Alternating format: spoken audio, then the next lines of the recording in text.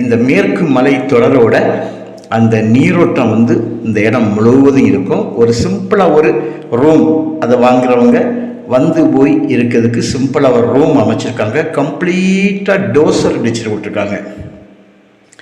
Dozer கம்ப்ளீட்டாக 380 acre dozer அடிச்சிருக்காங்க. Road frontage சும்மாக 400 அடி இருக்கும். இதே இது வந்து உங்களுக்கு பேக்லேயும் ரோடு கிராஸ் ஆகுது. பேக்லேயும் ரோடு வந்து கிராஸ் ஆகுது.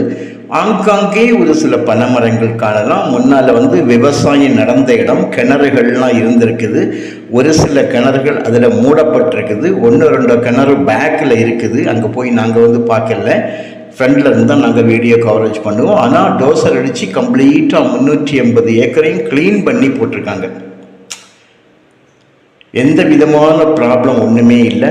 4 கையெழுத்தில் தான் இந்த இடம் இருந்துட்டு இருக்குது. கிளியர்